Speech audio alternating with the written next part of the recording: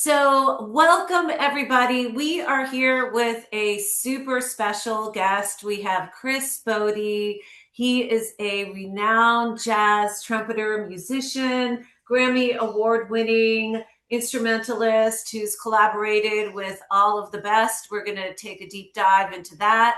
And most importantly, he's going to be here in Sarasota for Valentine's Day on February 17th, a couple days after. And how many years, welcome, Chris, first of all.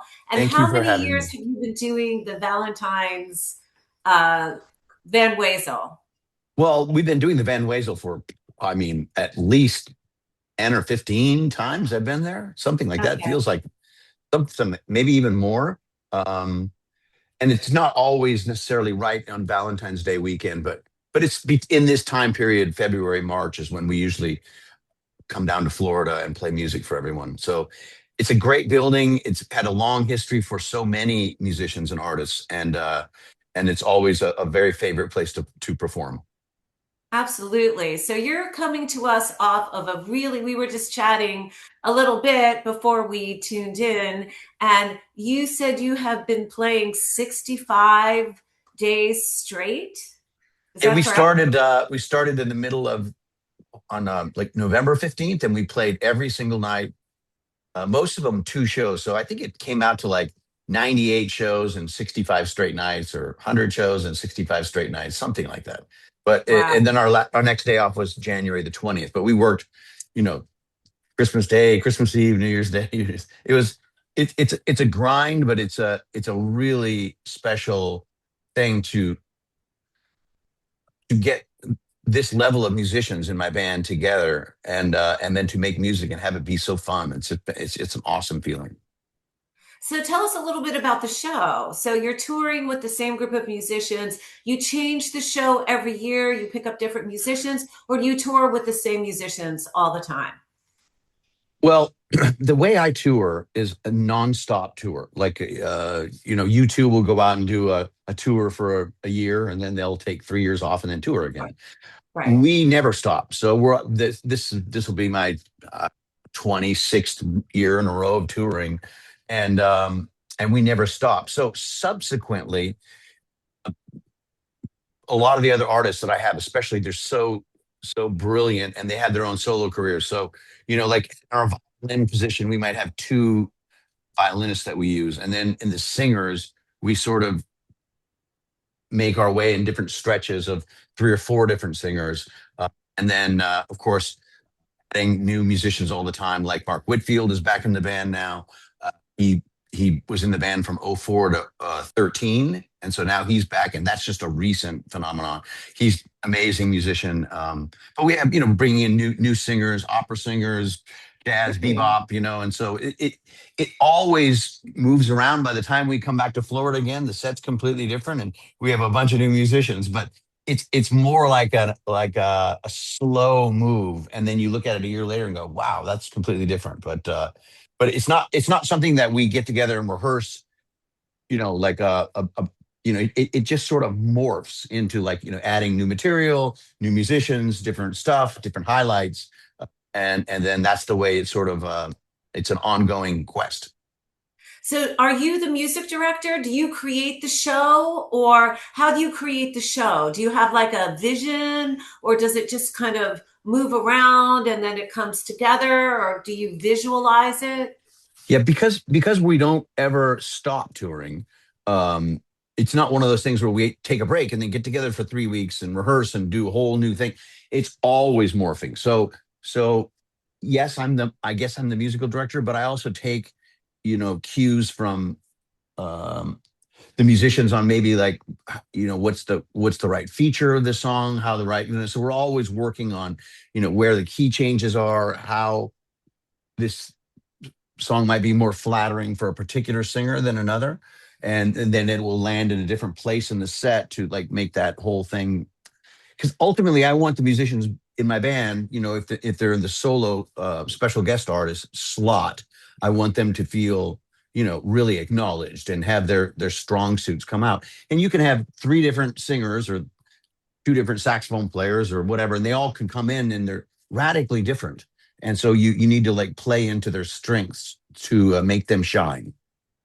Well, that's great. So that makes it more interesting for you and for all the Yeah, musicians that you're touring because it's not like you're doing the same thing, same show all the time. It's correct. always changing. So it makes it more interesting for the audience as well as the performers. Well, and also like because it's jazz, you can play. We can come in and play something like "When I Fall in Love" or going way back to like music that we're doing now, like "Irresistible Bliss" is from a 1998 record, and because of the musicians, you can just change the pianist and the bassist, and then it just radically changes everything else on what they're playing. And because it's jazz, every night isn't just singing the pop song. It's Right. we play the melody, and then the business begins. Of interacting with one another in that way, and the jazz kind of vocabulary, I guess, is a better word. But that means that people can come see our show, many, many, many times, and it's a different experience every time. Yeah. Absolutely. So you're touring straight through June. I took a quick look, and then you're going to Tokyo. You're going to be in Japan, and then you're going to be in Australia, correct? Yeah, Japan, China, Taiwan. I think we start in the Republic of Georgia and then go to Baku, and like it's a lot of stuff. And then into and then back to Australia, which we haven't been to for a long time. It's been prior to the pandemic was the last time we were in Australia. So Wow. that's going to be fun to go back to of course, to the legendary Sydney Opera House, Yeah. so I'm looking forward to that. And then we come back and keep going, into the That's great. summer. Those dates are just being announced. So Yeah, and I know you're doing a jazz cruise also. You're doing that in September, is that right?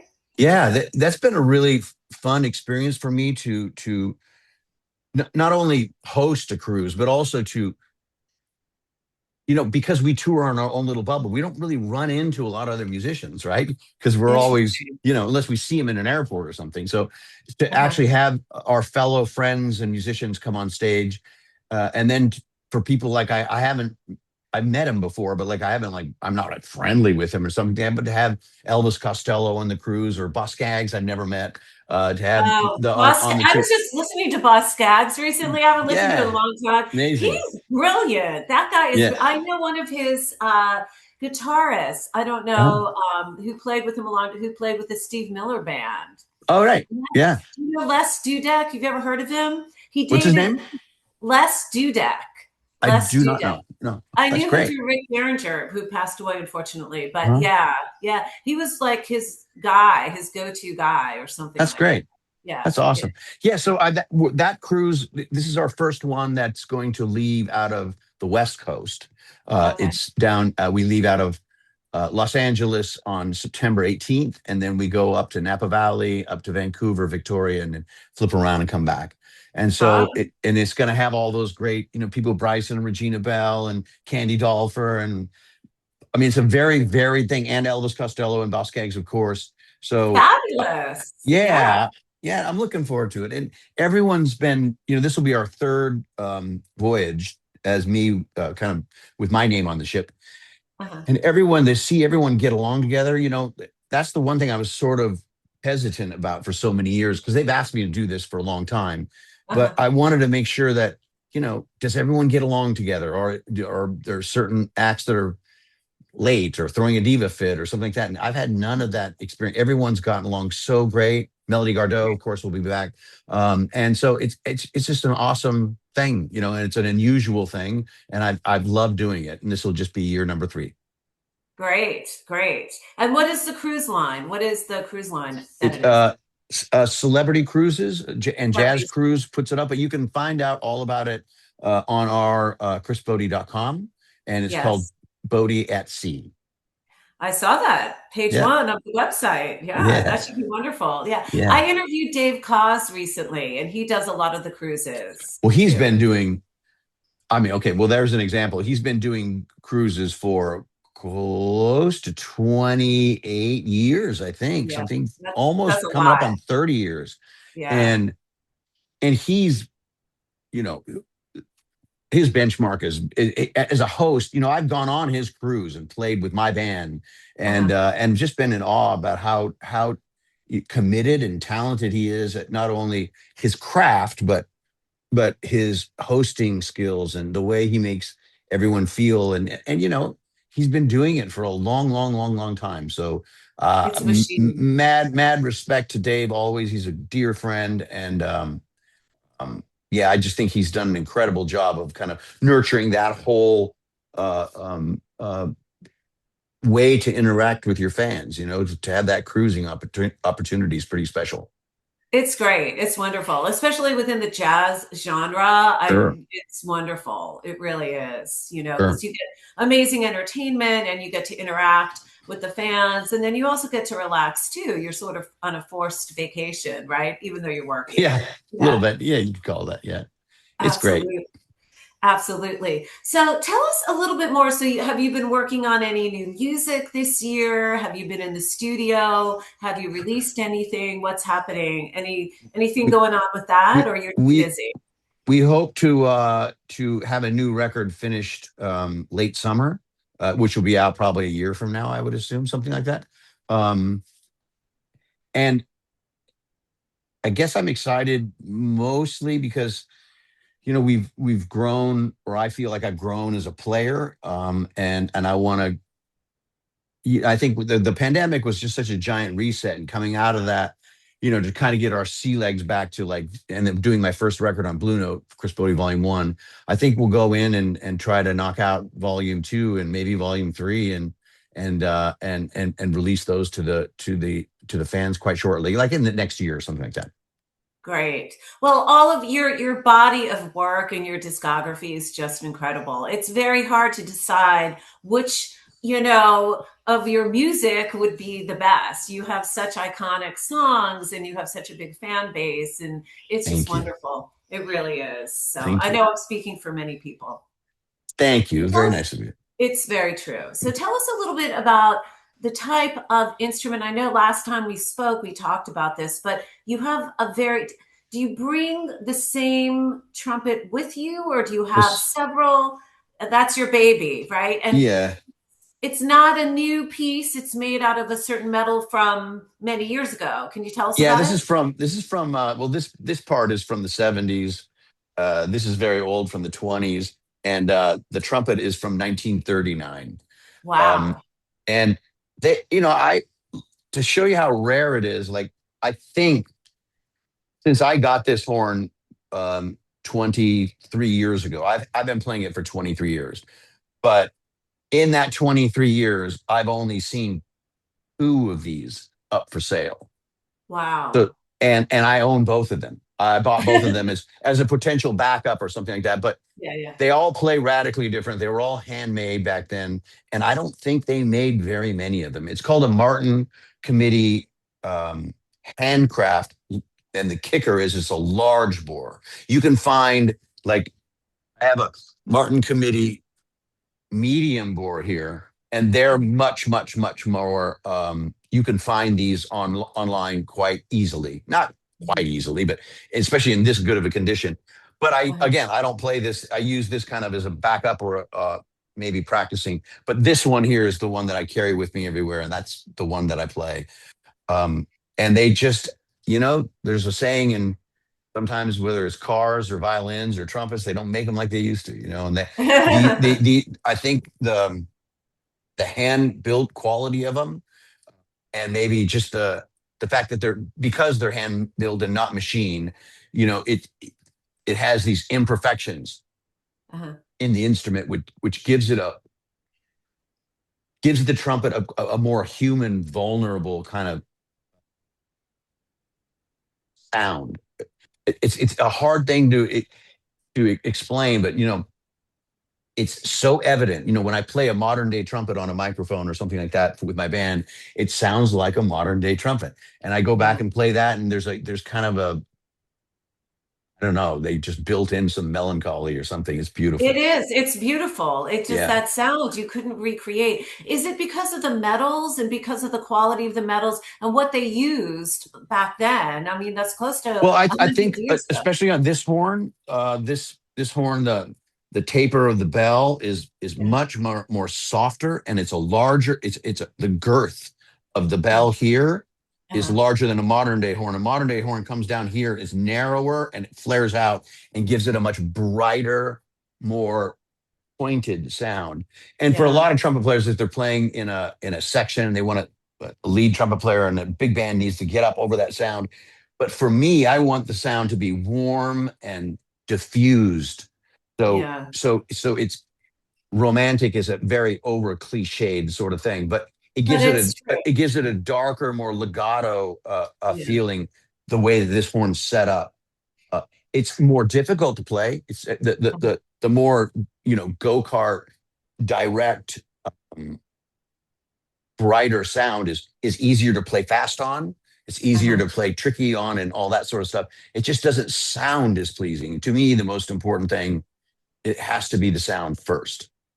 Yeah, absolutely. And are you very particular, I'm sure you are, about the different mouthpieces that you use and the different parts of the trumpet? I know we're getting Yeah, into a deep dive, I mean, but oh, shit. Sorry about that. that's I mean, okay. to show you how particular, this is my mouthpiece that I've been using for the 23 years. But I don't know if you can see it. Yeah, It's I like, see. can you see? It's like, it's It's literally, black. it's Yeah. coming apart. There's Yeah. no, this is from 1926. Wow. So it's literally disintegrating. What do you And do? What do you do if it disintegrates? Can you fix it up or no? No, you can't. Oh, So my friend brought me kind of a newer version of this horn, of this one. uh-huh. Can you see that? I do. Yeah, Okay. yeah. So this is a newer version of that, which I'm kind of messing around with today. But Uh-huh. you, you, I've got to do something. This is a problem. Yeah. So I have to find some sort of, because it's going to fall apart. And that's the problem with playing a brass instrument, because you have your body is putting in moisture into the horn vis-a-vis your saliva and your breath. Right. Right. And if you play a world-class violin, like Joshua Bell has a violin, his violin is worth like $20 million, and it's from Wow. 1750, Yeah. because the oil from your body, that's what the violin craves, and that's what Yeah. keeps it, the wood, supple. But there's no moisture in there, so the Right. instrument won't disintegrate over time. It gets better. Like Yeah. 1750 violin sounds better now than it did in 1750. Well, the trumpet mouthpiece is not like that. It just disintegrates. So I've got to Yeah. figure out some way to like find a replacement. Yeah, definitely. Yeah. Yeah, and soon, yeah, because Yeah. all the chemicals from your saliva too Correct. is Correct. probably affecting it also, you Yeah. know? We're getting into the weeds deep with We're this one, but definitely then yeah. getting into the weeds here, so but I know that you're probably very into that, so that's why I ask you those Yes, questions. I'm. The trumpet is it can be a torture device, and you have to approach it with almost like a yoga practice, or going to the gym, or taking your dog for a walk or something like that. It cannot be neglected. It Right, is something that you have to tend to every single day. And just the actual act of trying to like sing through the horn and get a beautiful sound is something that just is hours and hours of a daily kind of honing. Very yeah, similar to the way the ballet dancer sits at the bar and works their body and the torso and stuff. yeah, It is like that with the sound of the trumpet. You cannot leave it in the case for 2 weeks and think that you're going to like be able to play at all. yeah, interesting.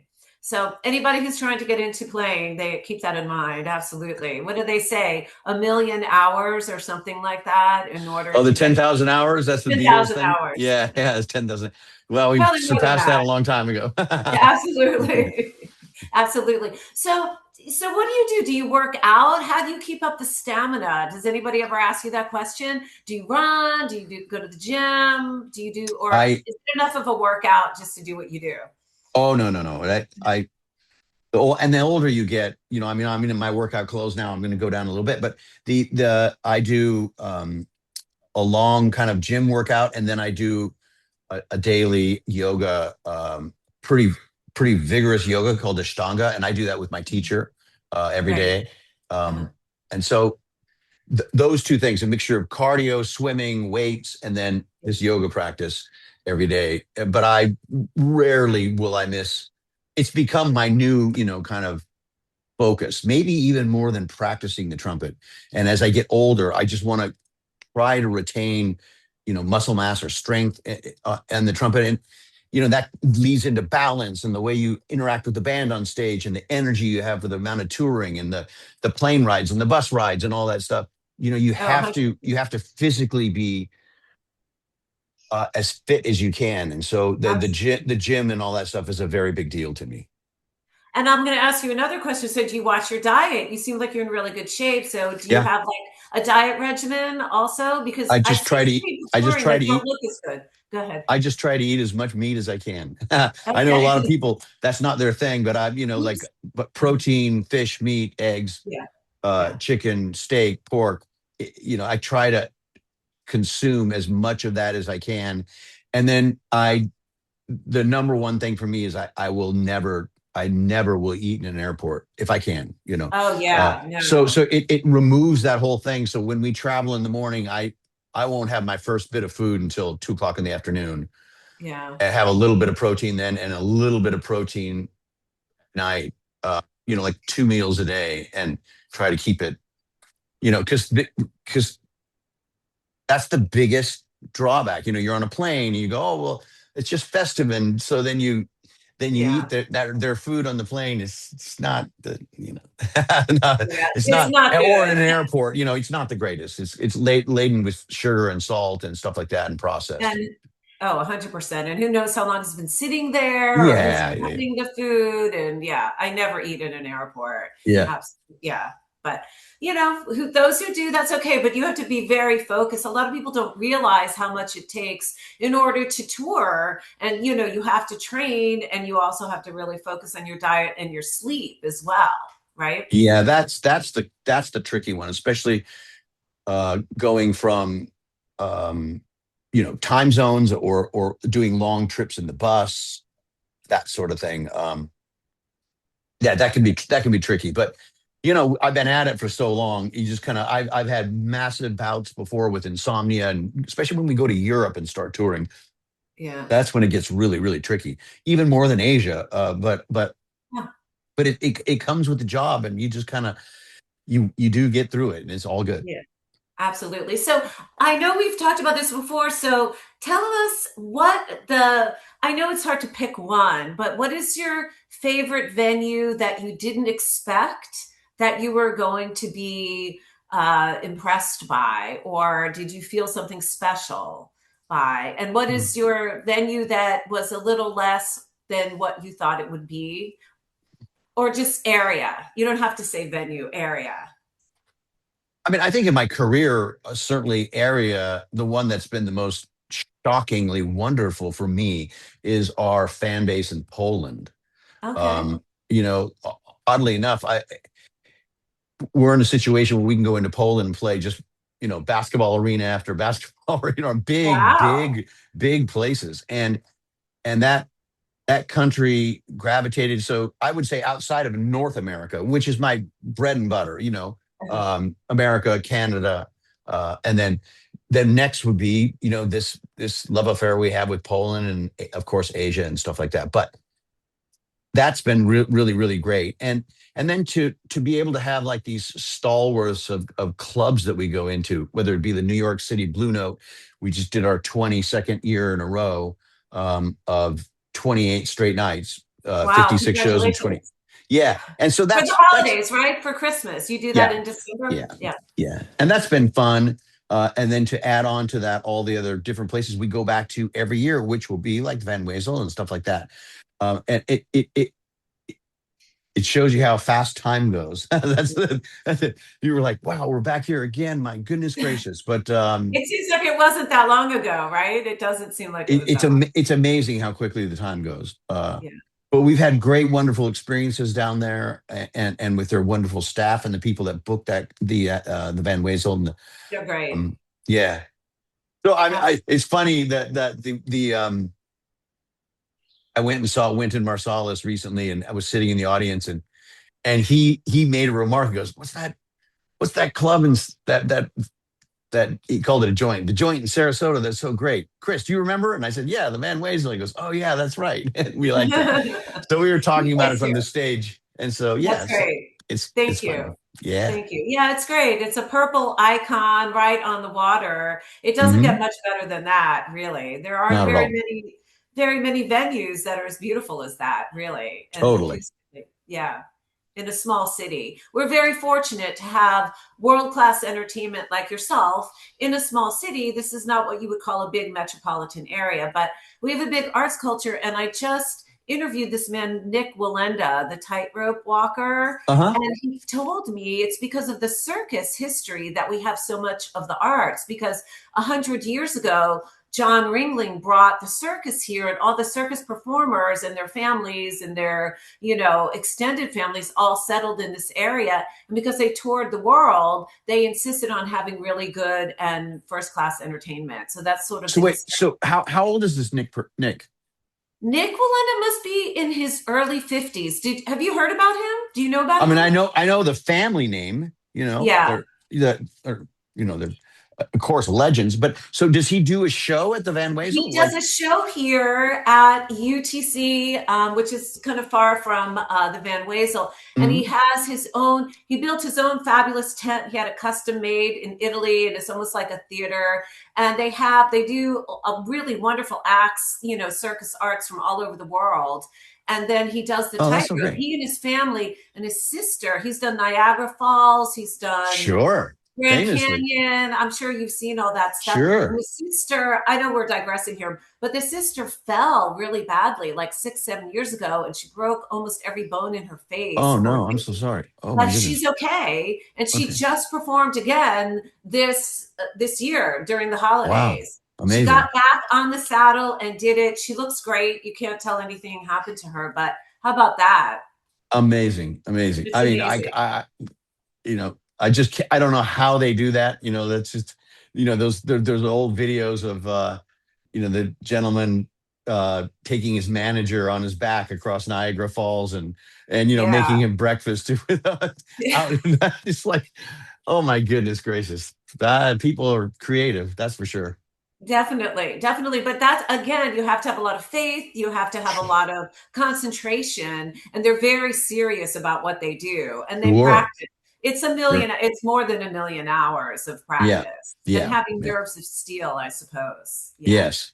yeah, absolutely. Well, we're so looking forward to seeing you. We can't wait. The show is soon. It's next week. It's on Tuesday at the Van Wezel. So make sure to get your tickets if you haven't already. Follow Chris Botti, go on the cruise, follow his career. Definitely follow him on Instagram and Facebook because there's a lot of territory that you cover, right?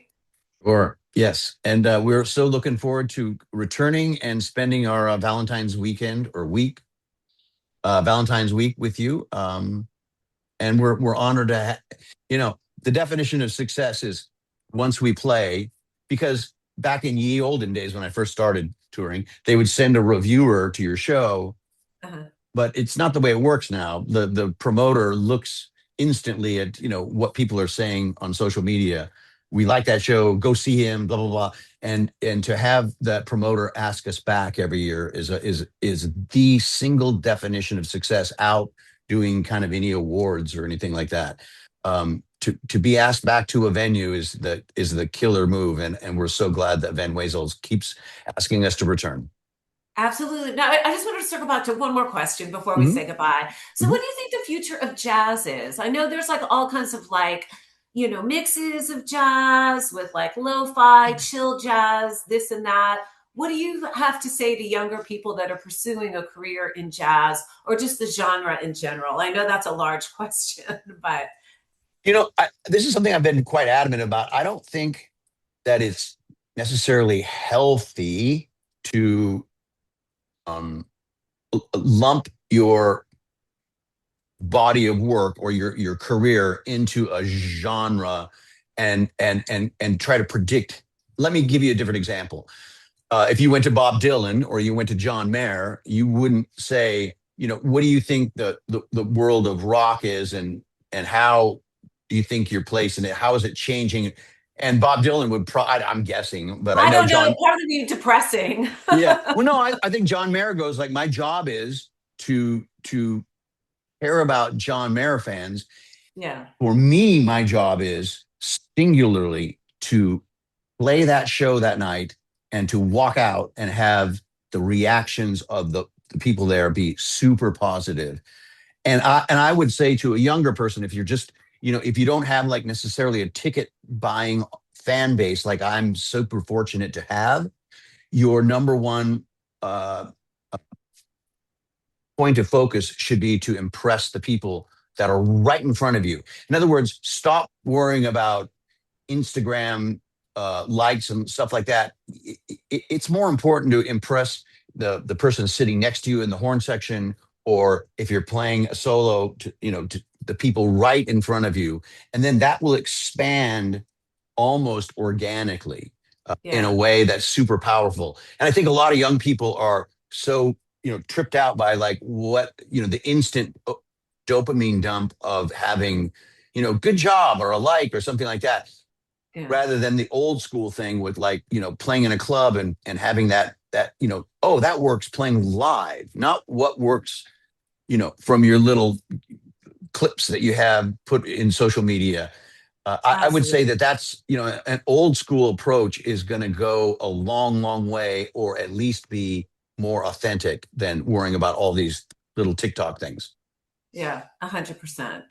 Well, thank you for that. Mhm. Absolutely. So we look forward to seeing you next week on the 17th, February 17th at the Van Wezel, and wish you all the best for the rest of the year and look forward to talking to you next year and maybe seeing you on the cruise. Thank you so much, and have a fantastic year. And we look forward to seeing everyone back in Florida. Thank you. Just hang on one second before Huh? I hold on here. I'm going to stop recording. Stop.